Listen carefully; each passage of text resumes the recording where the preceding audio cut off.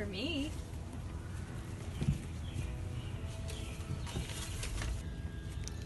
What's this?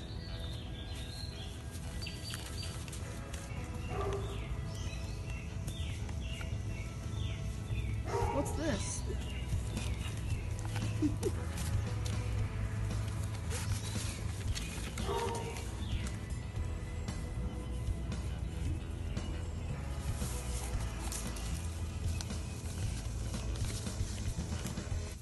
You are cordially invited For a camping retreat hosted by President George Washington on June 5th, 1784.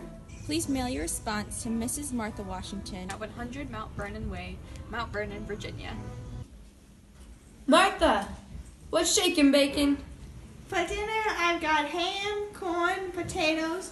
The beverages, I have apple cider, non-imported, non-tax tea, whiskey, water.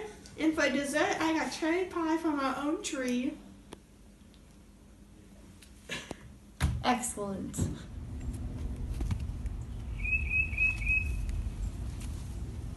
Hello, Mr. Edwards. Thank you for joining me for this camping retreat. Would you mind helping me move these logs? Of course, sir. So what have you been up to these days? Didn't you hear? I'm the pastor at the Congregational Church of Northampton.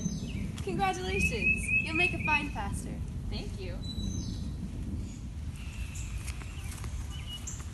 Hello, George Washington. I hope you don't mind me bringing my darling pearl with me. Oh, that's just fine. How old's the babe now? Oh, why, she's about... Mr. Washington, sir, can I speak to you in private for a moment?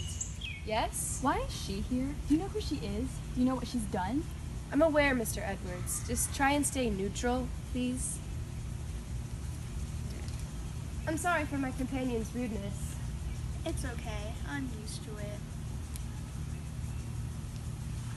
Mr. President! Ben Franklin, it's been such a long time! And who might you be? Mr. Franklin, you might want to set your sights elsewhere. What do you mean? Oh.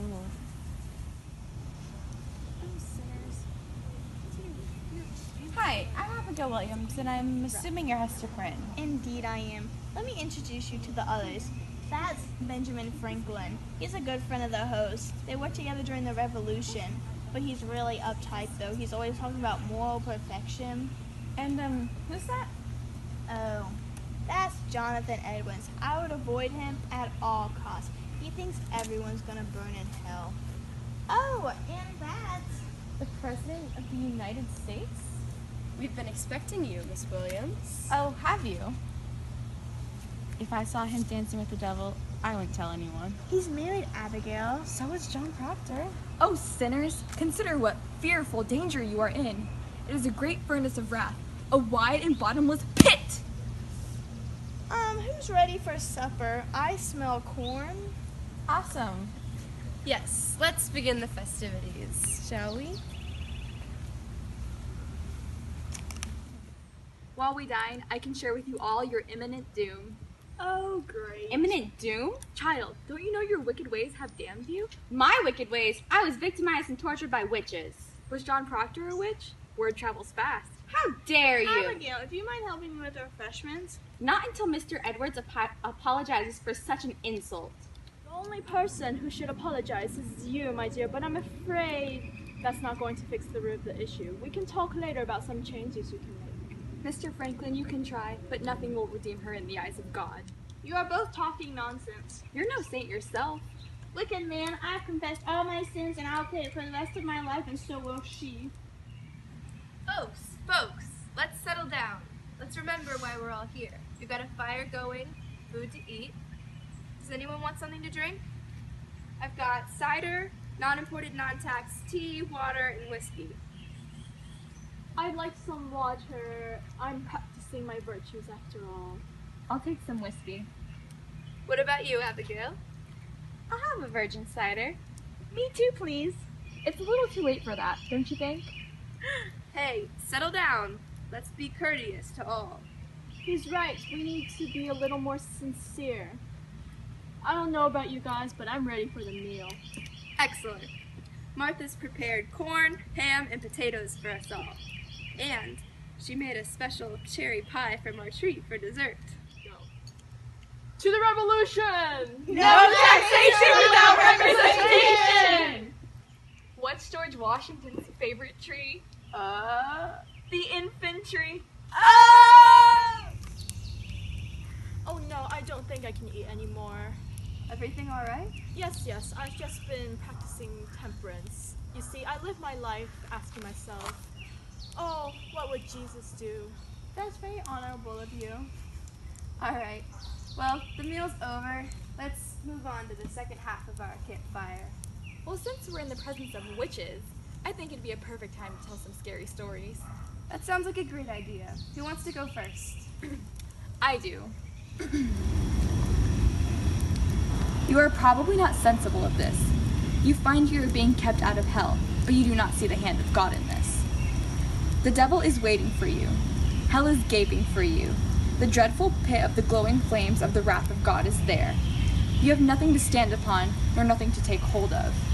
There is nothing between you and the hell but air. It is only the power and mere pleasure of God that keeps Oh, so that's how it's gonna be. You know, I have a scary story for you guys too. So it's me and a couple of other witches, I mean, girls, are in the forest and we're dancing and singing and casting our hands over the fire and chanting, a fire is burning. I hear the root of Lucifer, I see his filthy face, and it is my face and yours. Damnation to you all! Dear Lord, let me help him.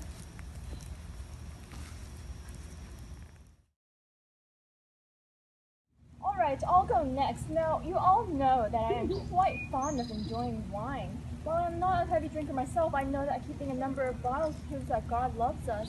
Since wine is a symbol of God's love, I shall tell a story regarding this.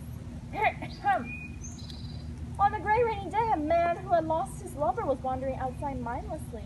He was desperate to do anything to kill himself because he thought that God did not love him anymore.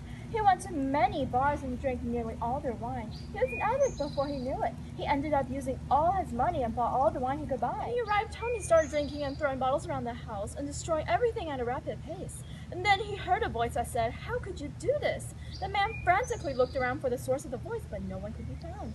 "You are such a disgrace, a shame to humanity. Why is it that you exist indeed?" The man started trembling when he heard the voice again. "Who are you?" he asked in a timid voice. The unknown voice chuckled and replied, "Why, I am the so-called God, of course."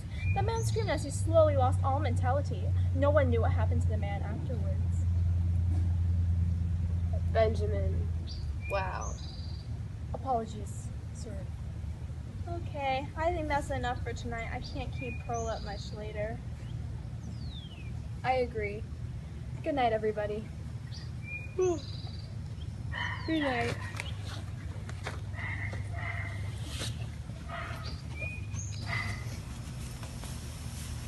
I've had a wonderful time, but I've got to get back to my sermon. I'll be sure to visit you up north. Thanks for having us at this interesting gathering. Of course, it's been a pleasure. Goodbye, good friend. It was a pleasure to reunite. Anytime, Ben, anytime. If you need me, you know where to find me. Goodbye, Mr. President. George Washington's going home. Teach him how to say goodbye. George Washington's going home.